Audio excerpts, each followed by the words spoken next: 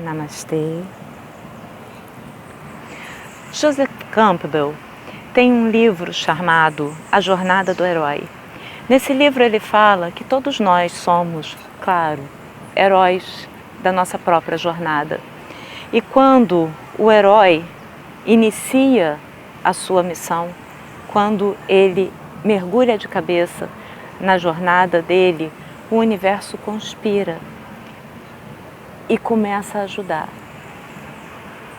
Hoje, com quase 50 anos, eu olho para trás e eu percebo o quanto a vida, por diversas vezes, mudou o rumo que eu tracei para mim mesma e, na verdade, o universo estava me preparando para o momento que eu estou vivendo agora, para ser mãe de um anjo azul. Você percebeu isso na sua vida? Você que é mãe, pai, avó, de alguma forma você sente que a vida, por experiências, te preparou para esse momento ou não? Você se sente completamente despreparada? Coloca nos comentários, conta para mim como foi a sua história. Eu acho que o universo conspira.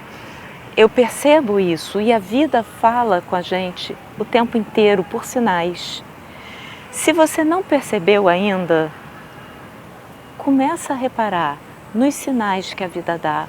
Porque geralmente quando a gente não percebe é porque a gente está querendo tomar o controle da nossa vida e fazer com que o rio trace um determinado curso quando ele fluiria muito melhor por outro. Fluir através da vida. Nem sempre os caminhos são o que a gente deseja ou que achava que tinha que ser. Quando eu era garota, eu era apaixonada por teatro. O teatro era para mim a mola propulsora de todos os meus atos. Eu amava o teatro de paixão.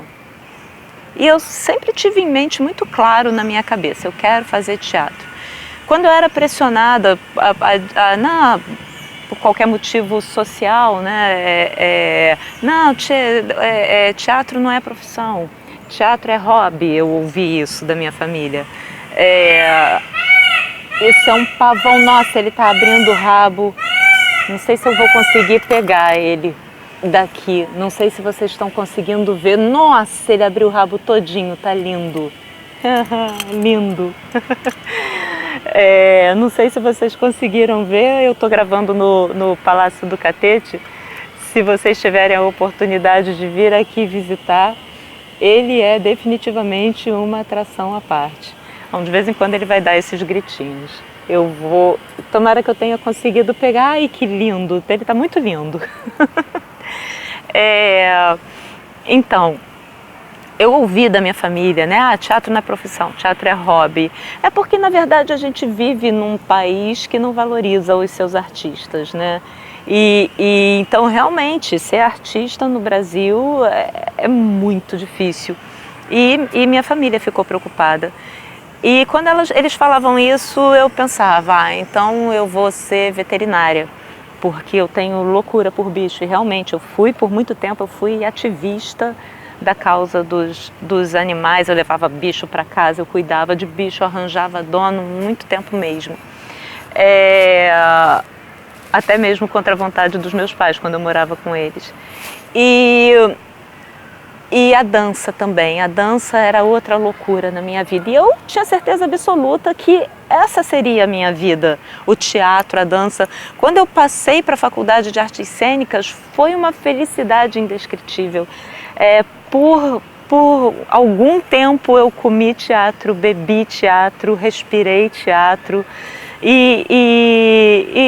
Nossa, era uma felicidade. E a dança, né, paralela a isso o tempo inteiro. Só que a realidade bateu a minha porta, né? E no Brasil, se você quiser criar raiz, você tem que pensar na sobrevivência. E eu pensei, caramba, como é que eu vou fazer para ter alguma segurança, né? E eu pensei, então eu vou dar aula. Só que eu nunca tinha pensado em ser professora na minha vida. Como é que vai ser isso? E aí já foi a mudança de planos, a mudança de paradigma, a primeira grande. Fui fazer, já tinha me formado no bacharelado, fui fazer licenciatura plena em artes cênicas, pedi reingresso de vestibular e estagiando descobri um dom que eu não sabia que eu tinha e descobri que eu amava dar aula tanto quanto eu amava atuar. E eu fiz de cada sala de aula por onde eu passei o meu palco e de cada turma para quem eu lecionei a minha plateia. E não era... Eu vou chamar ele para cá para ele abrir esse rabão lindo, porque ele está maravilhoso ali, só que ele se escondeu daqui, mesmo que eu queira eu não vou conseguir filmar dessa vez. Tá lindo esse pavão. Mas... E não era uma sala de aula de se desprezar, não, eram salas de aula assim, de 50 alunos. E só que num determinado momento da minha vida, eu tive que passar por outra mudança de paradigma, porque diante da dissolução do meu casamento anterior, eu vi o mundo do jeito que eu conhecia e que eu tinha planejado se dissolver e ter que reconstruir, né, novos objetivos, uma vida nova, uma vida diferente. Nesse momento eu procurei pela yoga, que foi algo fundamental na minha existência. Até agradeço muito a minha mãe, foi dela a ideia, ela nem sabia direito o que era yoga, mas ela tinha intuição e ela falava, tem tudo a ver com você, vai fazer yoga. E eu procurei pela yoga e eu descobri o professor Hermógenes, o método Hermógenes, que foi fundamental. E eu vou gravar um vídeo falando sobre isso. E ainda que você não queira ou não tenha tempo de fazer, eu vou ajudar com respirações aqui, porque respirar faz toda a diferença. E muitas vezes quando a gente está nervosa, e era o que acontecia naquela época, a gente respira de modo errado, a gente começa a arfar, né? E isso já estraga toda a situação, deixa as coisas piores do que elas são. Ou então quando a gente acha que respirar fundo é assim, inchando só o peito, e respirar fundo não é isso. Respirar fundo começa lá do abdômen, passa pelo diafragma, vem para o peito. Inspirar e expirar é quase magia. É magia porque magia é quando a gente consegue mudar uma situação através de termos sutis. Então respirar é magia. E é uma magia linda, é uma magia positiva. E a gente pode e deve usar e eu vou ajudar. Mas isso vai ficar para um outro vídeo, senão esse vídeo fica longo demais. Aqui a gente está falando de como o universo conspira, né? E aí eu estava já lecionando e lidando com muitas dificuldades. Eu lecionei em comunidades carentes, eu passei por bastante dificuldades físicas, né, de estrutura física. Como que eu ia ensinar teatro se eu não tinha nem um auditório para trabalhar em muitas escolas? Como que eu ia lecionar teatro se primeiro eu tinha que passar por uma educação da plateia? Primeiro eu precisava formar a plateia, porque a plateia precisava entender, né? Porque quando eu começar, mesmo que eu tivesse 2 tempos seguidos de aula, né? E porque, ok, fazendo a chamada eu já gastava aí uns 10 minutos, depois empurrando todas as mesas para o canto, né? Aquele barulho de mesa sendo empurrada para os cantos. Eu abria um corredor no meio da sala, que também não dava muito para trabalhar. E ainda que eu conseguisse fazer tudo isso, já tinha ido aí uns 20 minutos, me sobravam uns 30, né? E até que eu conseguisse explicar e tentar motivar os alunos, muitas vezes o que eu encontrava era a seguinte atitude: ah, não, professora, isso aí, quando eu não falava professora, né? Ah, não, professora, isso aí não vou fazer não. Aí se um falava dessa forma, pronto, ninguém mais fazia nada. Era desanimador. Então o que eu pensei? Eu preciso formar a plateia, né? Eles precisam entender. E era tudo muito difícil, até que eu não vou contar como foi esse processo, porque senão eu vou me alongar, mas eu consegui, de alguma forma, formar essa plateia, levando o teatro para eles, contando histórias e assim fazendo eles se interessarem. Sendo eu mesma todos os personagens, eu comecei a contar sobre a mitologia grega, que é a base de tudo no teatro. E qual não foi minha surpresa quando eu comecei a ver olhinhos brilhantes grudados em mim. E aí eu comecei a trabalhar e a fundo, cada vez mais a fundo nisso. Em algumas turmas, quando eu não conseguia nem isso, eu comecei a levar jogos. E eu tinha um jogo porque eu precisava primeiro trabalhar a socialização, porque eles precisavam se entender e me entender. Então não dava para trabalhar sem que houvesse uma socialização primeiro, né? A possibilidade da socialização, e não tinha. Então eu comecei a trabalhar a socialização através dos jogos. E eu levava aqueles quadrões da Turma da Mônica, não sei se eles tiveram em exposição aqui no Rio de Janeiro há muito tempo atrás. Então o Maurício de Souza ele lançou um jogo da memória em que era o quadro de um pintor famoso e o outro a gente tinha que achar o paralelo, né, que não eram iguais, era o quadrão que era igual ao do pintor famoso, só que com a Turma da Mônica. Era uma graça. E a Turma da Mônica é fácil, né? Bem mais fácil deles conhecerem. E a gente tem que buscar o aluno lá onde ele está, né, para vir puxando os interesses. E então eu comecei a usar esse jogo. E através desse jogo eu comecei a falar de Rembrandt, de Renoir, de Van Gogh e de Da Vinci. E de repente, um dia, um aluno de uma turma muito difícil veio me falar sobre aquele roubo que teve na Capelinha Mairinque de um pintor famoso. Quando ele falou o nome do pintor, assim, eu fiquei de boca aberta. Eu olhei e eu falei, meu Deus, eu consegui. E eu despertei a atenção dos meus alunos pela arte.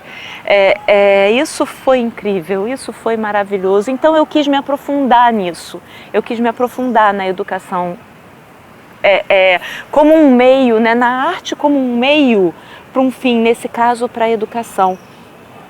E muitos dos meus alunos traziam feridas, né? E eu percebia muitas vezes que quando eu contava as histórias da mitologia grega, né, que são histórias moldadas através do inconsciente coletivo, porque foram contadas e recontadas oralmente através de muito tempo, né? E quem conta um conto aumenta um ponto, então muitas e muitas gerações contaram essa história e ela ficou impregnada das suas experiências,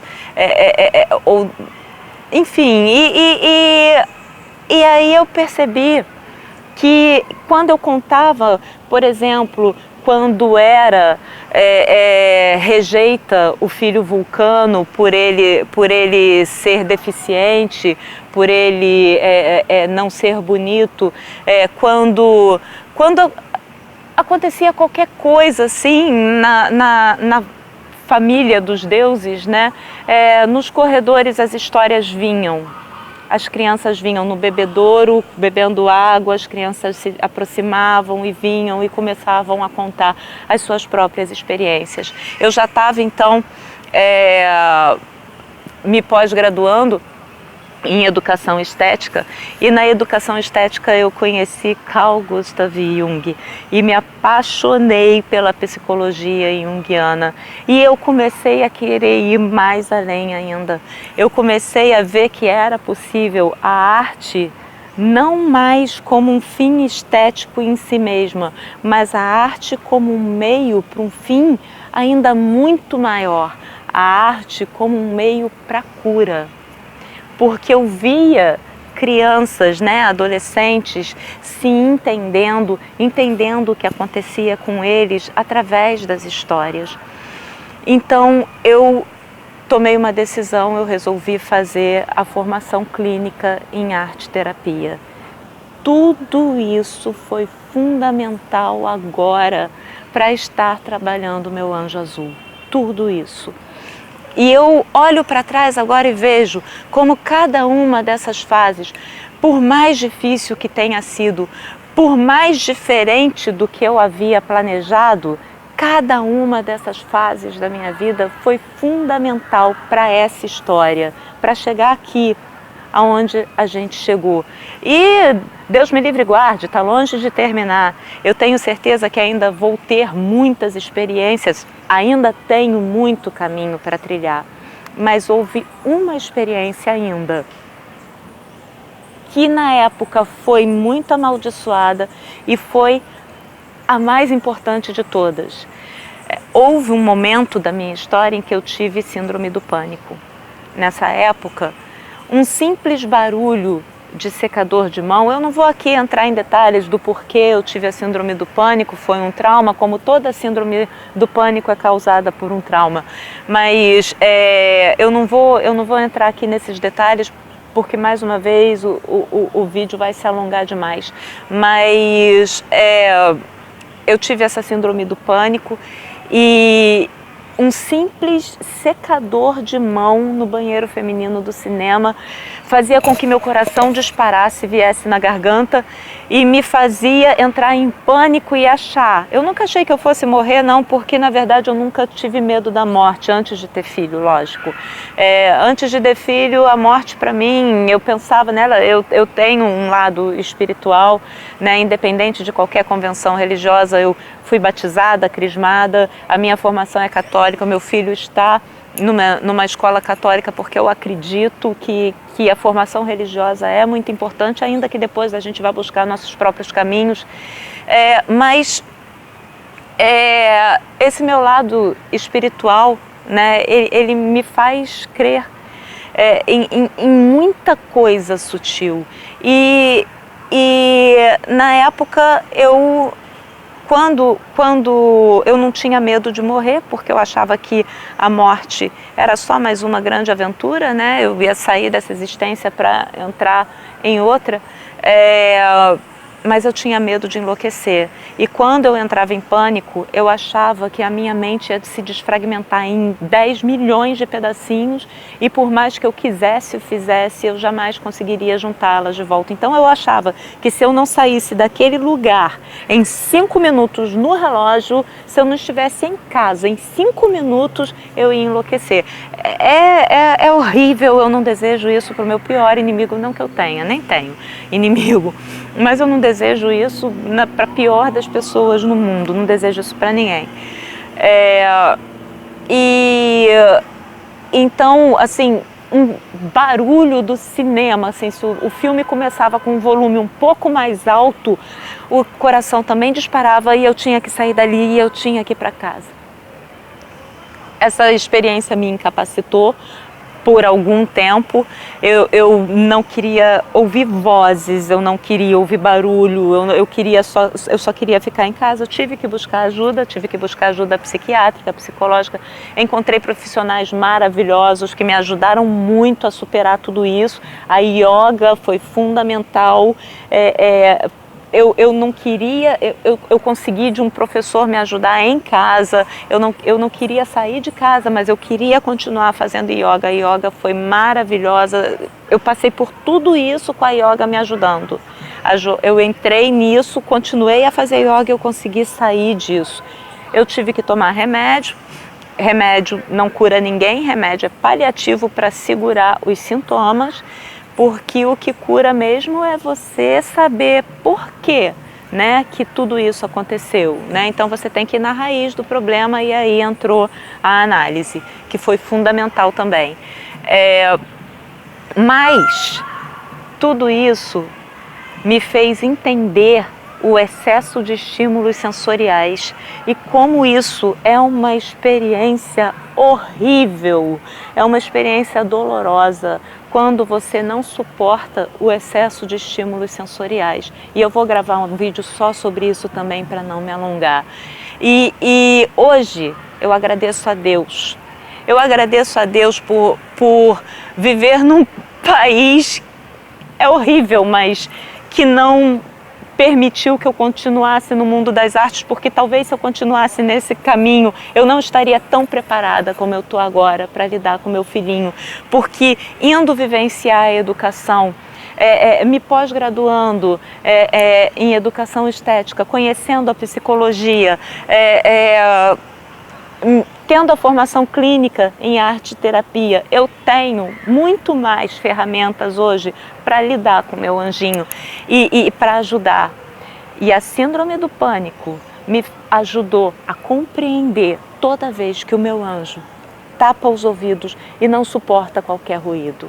Eu vou gravar um vídeo só sobre isso, mas eu quero já deixar aqui de antemão, mamãe, papai, vovô, vovó, titio, titia, professor, professora. Se um anjo azul, se você é responsável por um anjo azul e ele tapa os ouvidos e ele não está suportando alguma coisa, ainda que você não entenda o que, pode ser o som mais alto, você pode perceber, pode ser uma luz fria, você pode não perceber, pode ser um ruído de motor que nem nos incomoda, alguma coisa surda assim, um simples ruído assim, que não vai incomodar ninguém. A um anjo azul pode incomodar. Coloca o protetor de ouvido, tenha sempre o protetor de ouvido à mão. Tira o seu anjo azul desse lugar. Talvez não seja fácil, talvez você tenha que carregar, mas tira esse desse lugar, leva para um cantinho onde ele possa se acalmar. Acolhe. Se você vê uma criança se jogando no chão, berrando, gritando, esperneando e um pai tentando acolher, não pensa que é malcriação, não. Pode até ser, mas não somos ninguém para julgar. Não julgueis e não sereis julgado. São as palavras de um doce rabi que andou aqui pela terra. Não somos ninguém para julgar. Pode ser um anjo azul em excesso de estímulos, não suportando excessos de estímulos sensoriais. Esse vídeo eu vou encerrar aqui, eu nem queria ter feito um vídeo tão longo.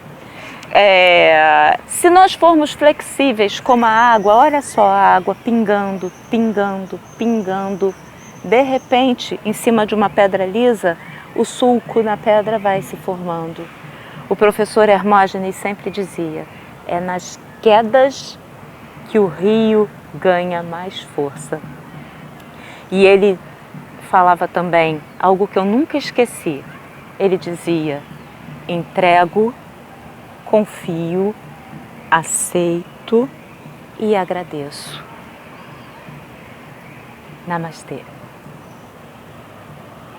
E se você gostou desse vídeo, se inscreva no canal, deixa o like e não sei ativa o sininho, e compartilha para quem precisa.